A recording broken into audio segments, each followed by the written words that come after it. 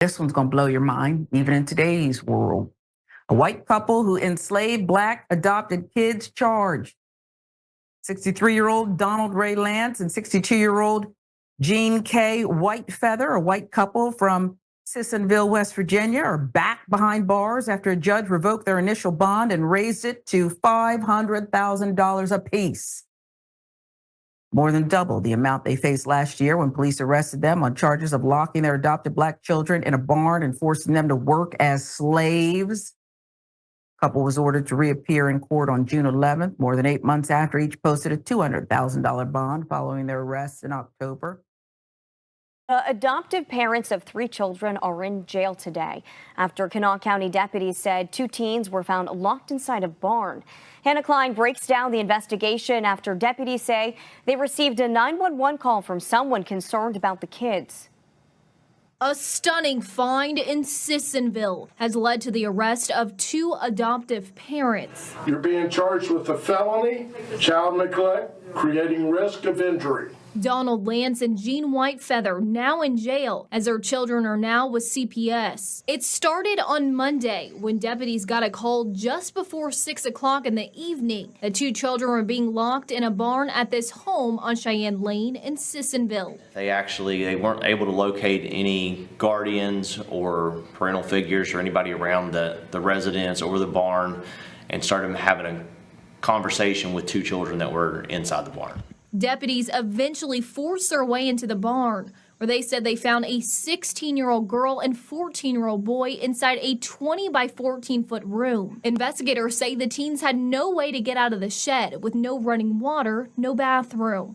The girl told deputies their parents had brought them food around 6 o'clock that morning, but said her and her brother weren't allowed in the house and were locked in the barn for long periods every day. Eyewitness News spoke to neighbors who were afraid to go on camera, but claim multiple families called police about the children's safety several times, and they are thankful they are now safe. Well, I mean, it's a pretty bad case. I mean, it's you know, in any type of situation like this, it's not really comparable. A horrific condition, like, it's just not how you want or how you would even expect children to be raised or being taken care of. Lance and Whitefeather eventually showed up at the home. They're now charged with child neglect, creating substantial risk of injury. The mother admitted the children were left in the shed, but reportedly told deputies they, quote, liked it. They're trying to, you know, get the children back in better living conditions, better placement, and the detectives will continue to investigate and build this case. In Sissonville, Hannah Klein, Eyewitness News.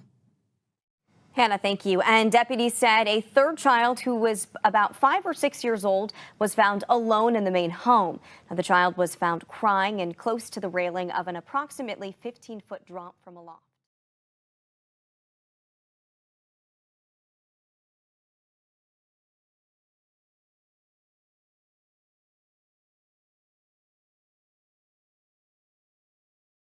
I've been with FedEx for 6 years now, and it just shocks me that in 2024, I'm still being told that there are certain towns that I can't deliver in. And when I ask why, they say they're sorry that people are the way they are, but I can't deliver there. And it's crazy because when I first started at FedEx in 2018, and my supervisor there, I was in Springfield, Illinois, and she told me, like, you can't go there. And I was like, huh? She's like, you can't go there. And I ain't too much think of it. So I was delivering one day in a different town, and I had a late pickup. So I had a few hours to spare. So I'm like, I'll just drive over to the next town. It's like 12 minutes away. Like, I'll just go to the Walmart. You can always kill time at Walmart. I drive over to the Walmart, I walk in, and the looks I got made me immediately turn around, go back to my truck, and drive, you know, the little 12, 13 minutes back to the town that I was in. And I parked in an abandoned parking spot, and I just sat in that abandoned parking spot for like 2.5 hours. And yeah, she's like, I'm sorry, but that's just the way they are. And then when I went to Wisconsin, I was cool. I always delivered to the rural areas, but then I had a guy, you know, talk to me crazy, like, just real crazy. Anywho, and now I'm here and it's a route that I can't do because I'm black. And it's not because I can't do the route, it's because of how the people in that town act, or how drivers have been treated in that town, the same color as me. So now they just stick to putting people in that town that look like those people. And that's so crazy, because it's 2024. It's so crazy. But yeah, it's crazy.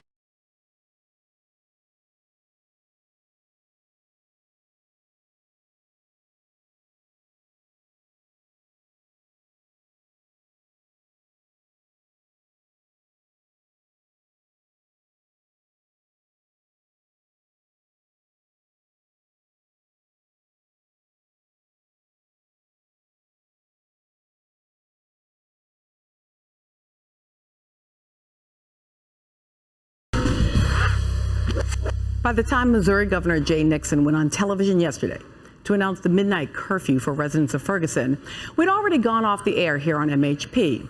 But friend of the show, Dorian Warren, who was with me at my table yesterday, stuck around and joined my colleague TJ Holmes at his table during the news conference. After it ended, Dorian weighed in on the historical precedent to what the governor had to say. What you just said, Raul, when the sun goes down, here is the historical context for this. If you were black in an all-white town, you could not be in that town when the sun goes down, and it was a threat to your safety. Historian and author James Lowen, the man who literally wrote the book on sundown towns, uncovered thousands of these towns that existed in the United States throughout the 20th century.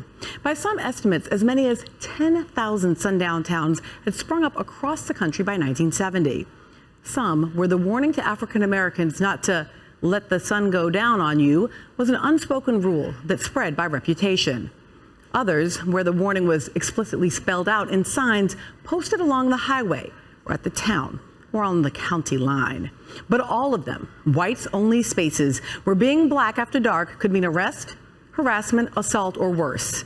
In 1968, 21-year-old Carol Jenkins was selling encyclopedias door to door in the sundown town of Martinsville, Indiana, when she was stabbed in the chest with a screwdriver and left to die in the street. So for African-American travelers, making the choice about where to stop for food, gas, or a bathroom break, or rest for the night was potentially a life or death decision.